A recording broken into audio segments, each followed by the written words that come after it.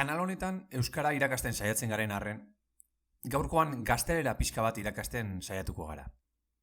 Azken aldian gizartean somatu dugun kezka bati erantzuna emateko asmoz.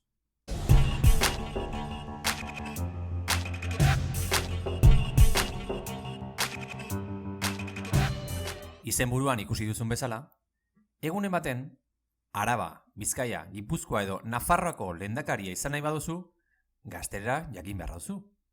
Horrela baitio Espainiar Konstituzioaren 3. artikuluak.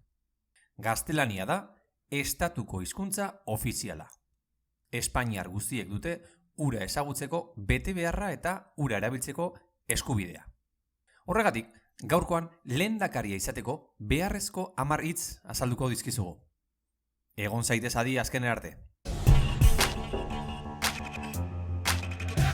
10. Presupuesto. Gazteleraz aurrekontu presupuesto esaten da. Supuestok kasua esan nahi du eta preaurrizkiak aurre esan nahi du. Presupuesto beraz aurrekontua da. 9. Parlamento. Gazteleraz legebiltzarrari parlamento esaten zaio. Parlamento terminoa parlement frantsesetik dator, aldi berean parle hitz egitea hitzetik datorrena. 8. Consejero. Gazteleraz sailburuari consejero edo consejera esaten zaio. Consejero da enpresa, erakunde edo elkarte bat zuzentzen eta administratzen duen kontseilu bateko kideen pertsona. 7. Reunión. Gazteleraz bilera reunión esaten da. Kasu honetan latinetik datorrela esan dezakegu. Reaurrizkiak atzeraka edo errepikapena esan nahi du. Unu sustantiboa baten sinonimoa da. Ire, amaiera, zenbait aditzi forma emateko erabiltzen da. Ion atzizkia, ekintza eta efektua adierazteko erabiltzen da. 6. Transparencia. Gazteleraz gardentasun transparentzia esaten da. Transaurrizkiak eta parere aditzaren erroak osatzen dute. Transaurrizkiak batetik bestera esan nahi du, eta parerek esan nahi du agertu edo testu inguru batzuetan obeditu edo noren zerbitzura egon. Horrela, termino horrek bere forman bere esanahia ikusten uzten du. Edozein gauza alde batetik bestera agertzen uzten duen guztia. 5. Iniziatiba. Gazteleraz ekimen iniziatiba esaten da.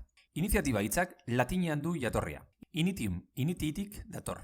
Aldi berean, ineo, inire, ini, initum aditzetik dator. Bere esanahia sartzea, ekitea, hastea delarik. Aditzau, bestalde, sortuta dago in aurrezkitik, sarketa adierazten duena, eta eo, ire, ibi edo i aditzatik. Leku batetik bestera aldatzea esan nahi duena.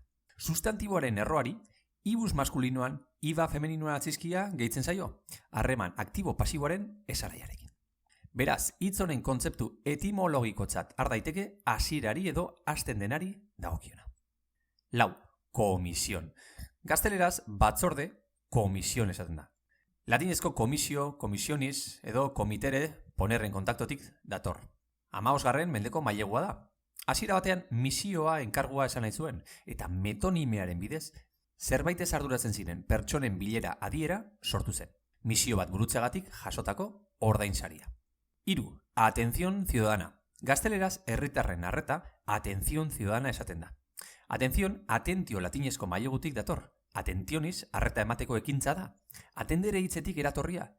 Berez, espiritua norantz lerratu esan nahi du.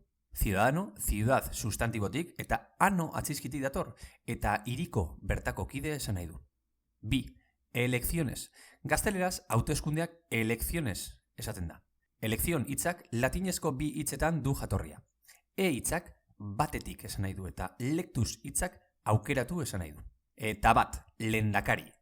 Real Academia Espainolaren arabera, lehendakari hitzak lehendakari euskarazko hitzan du jatorria.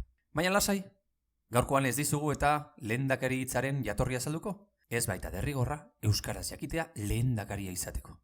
Zerrenda honetan hitzen bat gehiago gehitu nahi baduzu, idatzi mezu bat hemen azpian. Beste barik, bideo gustuko izan baduzu, eman like bat, arpidetu eta elkarbanatu. Ondo izan eta agur!